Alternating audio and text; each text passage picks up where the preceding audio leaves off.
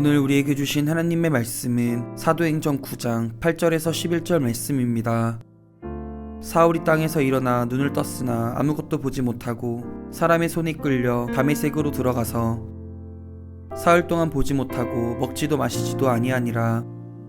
그때에 다메섹에 아나니아라는 제자가 있더니 주께서 환상 중에 불러 이르시되 아나니아야 하시거늘 대답하되 주여 내가 여기 있나이다 하니 주께서 이르시되 일어나 집가라 하는 거리로 가서 유다의 집에서 다소 사람 사울이라 하는 사람을 찾으라. 그가 기도하는 중이니라. 오늘 이 말씀에 많은 은혜 받으시기 바랍니다.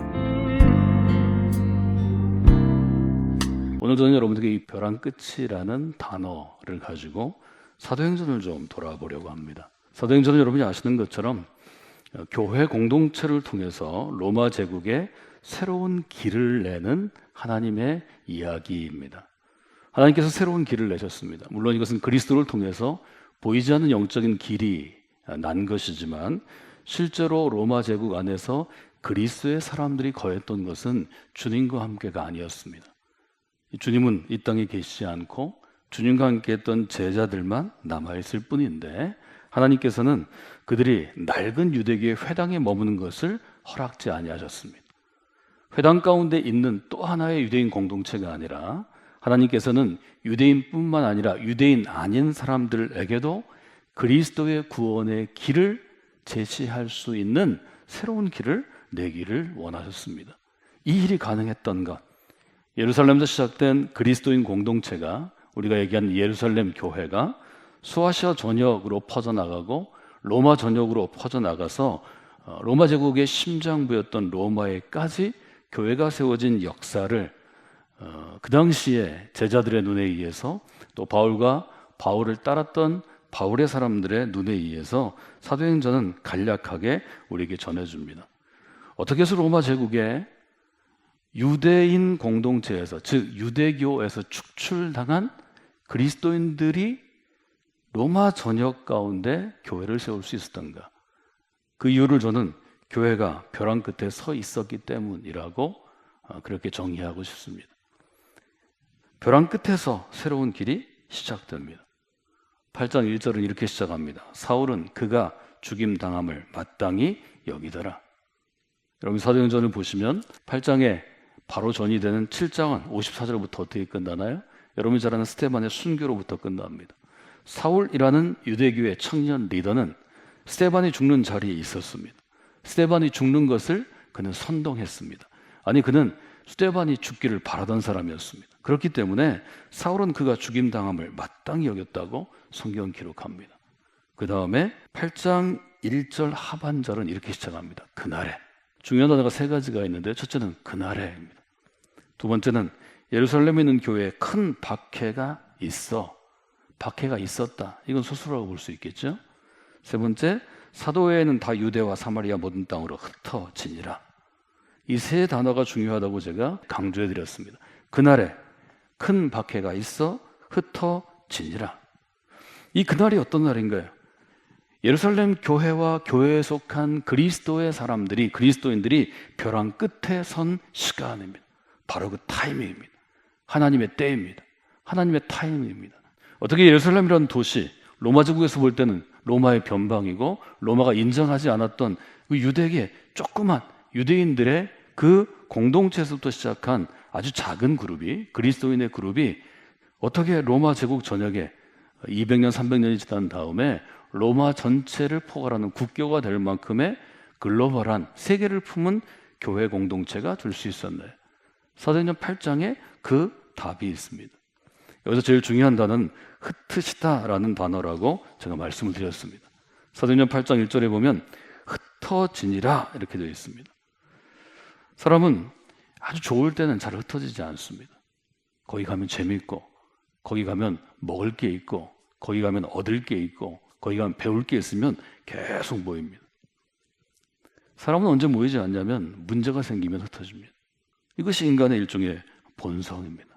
너무 좋아서 베드로는 예수님께서 모세와 엘리야와 함께 초막을 짓고 머무르자고 제안하기도 했습니다. 그때 예수님이 거절하십니다.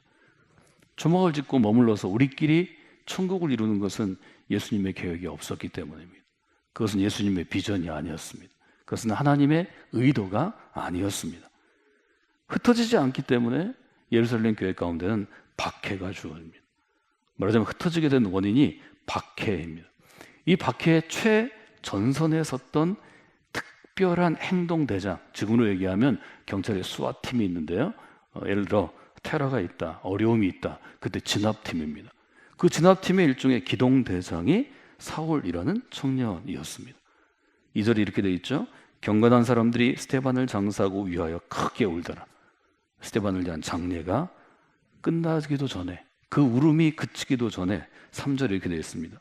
사울이 교회를 잔멸할세 각 집에 들어가 남녀를 끌어다가 옥에 가두니라. 여기 잔멸하다라는 것은 굉장히 잔인한 단어입니다. 아주 낱낱이 다 없애는 것입니다. 사울의 목표는 교회를 없애는 것이었습니다.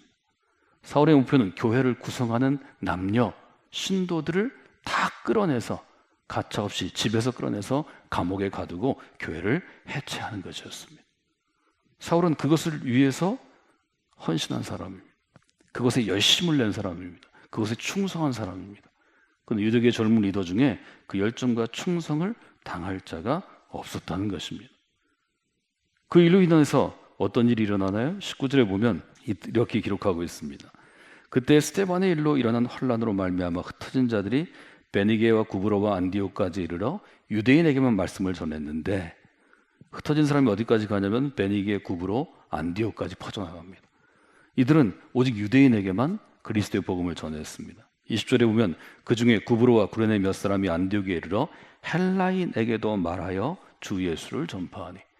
그런데 이들이 안디옥에 이르렀을 때 유대인이 아닌 헬라인에게도 전하기 시작합니다. 베니게, 구브로, 안디옥은 지금의 터키로부터 시작해서 지금의 시리아 위쪽까지 있는 일종의 광대한 소아시아 지역이죠. 여기서 드디어 안디옥이 등장합니다. 이 관정을 많은 신학자들이 또 많은 설교자들이 마치 민들레가 씨앗을 퍼뜨리는 것과 같은 이치다 이렇게 표현합니다. 민들레 씨앗은 바람이 불을 때 날아가기 좋은 구조로 되어 있다는 거죠. 그래서 깃털처럼 가볍게 어떤 드론처럼 비행체처럼 날아간다는 거죠. 수천 개의 씨앗이 퍼져나갑니다. 봄바람이 불을 때 민들레가 퍼져나가는 거죠. 그때 한 해에 100개나 200개의 씨앗들이 달려있는데, 예루살렘 교회가 흩어지기 시작했을 때, 박해 때문에 도망가기 시작했을 때, 피하기 시작했을 때 마치 민들레 홀씨 되어서 날아가는 것처럼 로마 제국 전역으로 신실한 그리스도인들이 흩어지기 시작했다는 거죠. 여러분, 벼랑 끝이 중요합니다. 예루살렘 교회도 박해라는 벼랑 끝에 섰을 때, 거기서 피하지 아니하면 잡혀가고 어려움을 당하고 내 인생이 끝나는 위험에 있을 때 흩어져서 다른 도시에 가서 복음을 전하기 시작합니다. 이것은 교회와 같은 공동체도 마찬가지입니다. 국가도 마찬가지입니다. 국가도 벼랑 끝에 섰을 때 새로운 길을 찾는 시도를 하게 되는 것입니다. 한 개인도 마찬가지입니다. 벼랑 끝에 섰을 때 새로운 길이 시작되는 것입니다. 저는 여러분에게 한 어떤 공동체, 사회나 기업이나 뭐 학교나 아니면 교회와 같은 공동체의 성장에 대한 그래프를 여러분에게 설명해 드리고 얘기한 적이 있습니다. 모든 조직은 첫 번째 시작하면 탄생의 단계인데요, 그 다음에 성장하기 시작합니다. 처음에 원만하게 성장하다가 열심히 하면 아주 가파른 성장을 하게 되고요, 3단계 접어들면 성장이 끝점에서 이미 정체됩니다. 3단계가 지나가면 그 다음에는 몰락하게 됩니다. 저것은 모든 성공적으로 운영되는 국가나 사회나 가정이나 개인이나 학교나 어떻게 할 수 없는 4단계입니다.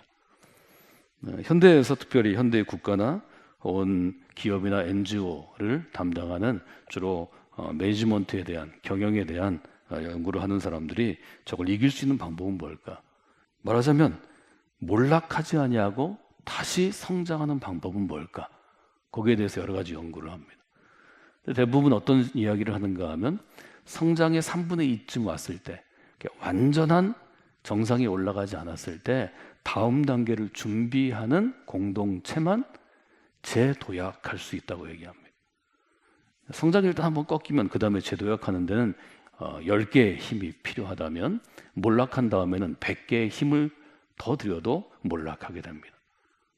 그런데 성장의 끝점에 다다르기 전에 그 다음 피어리드, 맞아, 그 다음 기간에 또 다른 도약을 준비하는 공동체만 성숙할 수 있다는 거죠. 저는 오늘 우리가 처한 상황 속에서 우리가 일종의 벼랑 끝에 세울 때 그리스도인은 무엇을 생각하고 준비해야 되는가? 우리는 하나님의 어떤 뜻을 구해야 되는가 하는 점을 좀 나누려고 합니다. 사도행전 8장에서 9장으로 넘어가는 8장 9장을 읽으면서 하나님께서 우리를 벼랑 끝으로 몰아세울 때 그리스도인들이 품어야 할 신앙의 일종의 마음에 대해서 여러분과 함께 나눴습니다. 저는 그때가 새로운 길을 기대할 때라고 여러분에게 말씀드렸습니다. 하나님이 우리를 벼랑 끝으로 몰아세우실 때 그때는 우리가 살아왔던 현재의 시대가 끝나가고 새로운 미래의 시대가 시작되는 것입니다. 그 벼랑 끝에서 우리는 새로운 길을 기대할 수 있습니다. 이것은 사도행전에 있었던 예루살렘 교회가 겪었던 길이고 그 다음에 안디옥 교회가 겪었던 길이고 로마 교회가 걸어갔던 길이고 고린도 교회가 걸어갔던 길이고 또 우리 교회 역사 가운데서 수많은 교회가 민족에 따라 도시에 따라 나라에 따라 시대에 따라 경험했던 일입니다. 하나님께서 우리를 개인을 인생의 벼랑 끝에 세우실 때가 그때가 하나님께서 우리 인생 가운데 새 길을 내실 때입니다. 하나님께서 성광교회 믿음의 공동체를 벼랑 끝에 세우신다면 그때가 성광교회가 새로운 길을 내기를 기대하실 때입니다. 고민하는 이스라엘을 향해서 낡아진 유대교의 종교를 향해서 이사야는 새로운 신앙의 개혁을 부르짖으면서 그렇게 분명하게 도전했습니다. 여러분은 이전 일, 옛날 일을 기억하지도 말고 옛날 일을 생각하지도 마십시오. 하나님은 새로운 일을 행하시는 분입니다. 여기 아주 명령형이죠. 보십시오. 동사입니다. 보라. 내가 새 일을 행할 것이다. 그리스도인은 옛날 일을 기억하거나 옛날 일에 생각하거나 옛날에 붙잡혀 사는 사람이 아닙니다. 그리스도인은 새 일을 행할 것을 늘 마음에 기대하는 게 중요합니다. 그리하면 하나님께서 새 일 가운데 우리를 사용하시기 때문입니다. 새 일은 어떤 것인가요? 광야의 길을 내는 것입니다. 사막의 강을 내는 것입니다.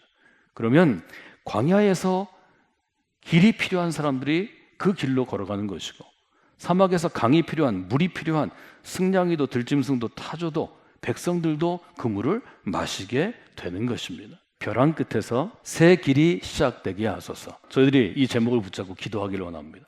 하나님, 이 벼랑 끝에서 새 길이 시작되기를 원합니다.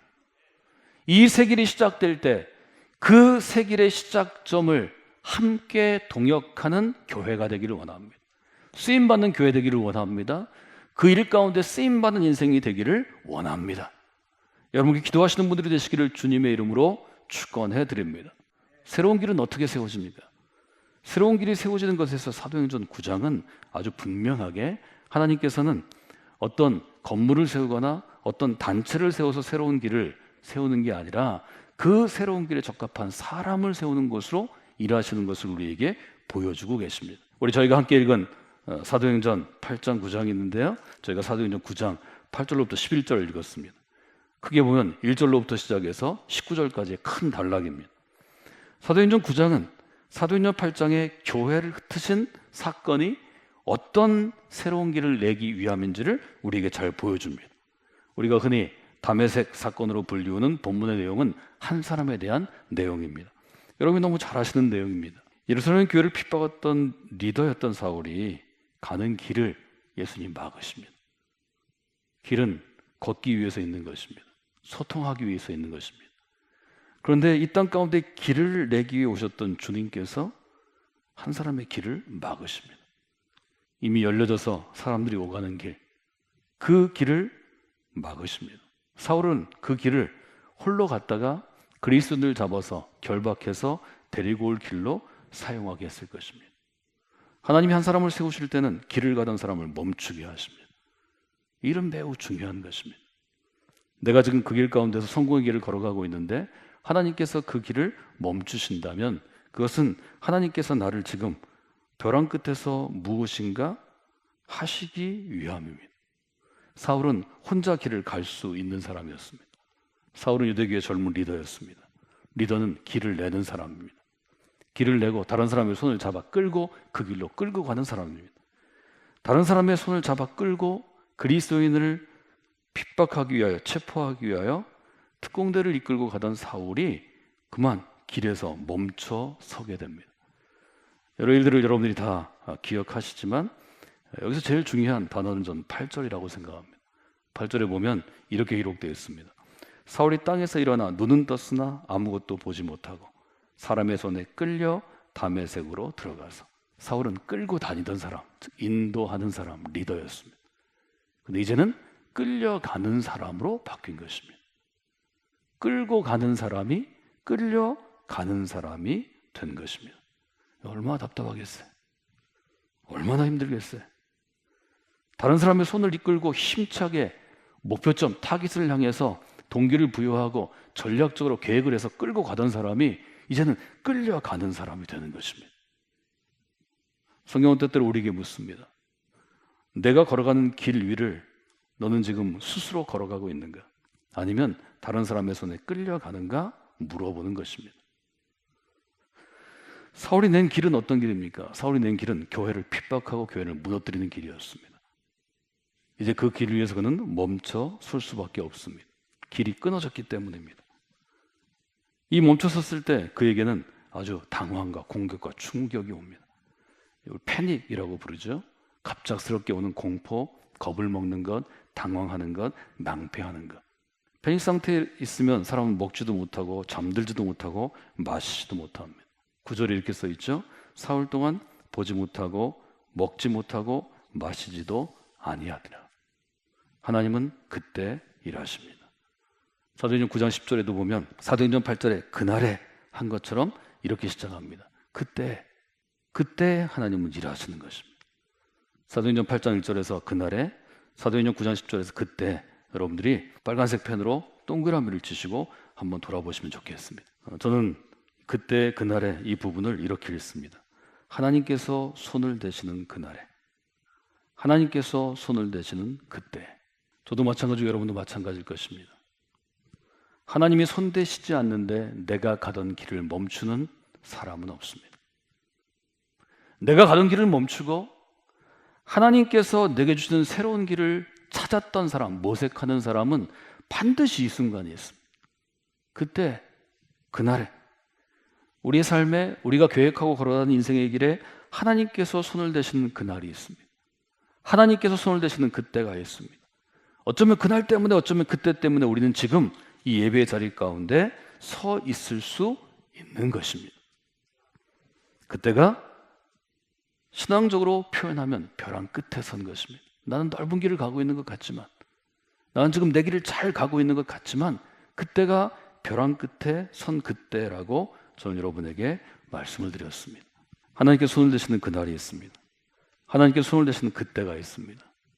그때가, 하나님이 여러분에게 손 대시는 그때가 하나님께 가까이 가야 할 때입니다. 하나님께 가까이 가면 하나님께서는 그날 그때를 통해서 우리에게 역사해 주시는 것입니다. 저는 여러분들이 그날과 그때를 지금 경험하시면 좋겠습니다. 벼랑 끝에 서 있는 그날에, 벼랑 끝에 선 그때 하나님께서 함께 일하십니다. 여러분들이 그 귀한 경험을 여러분들이 함께 하시는 그런 분들이 되시고 또 성화교회 믿음의 공동체가 되기를 원합니다.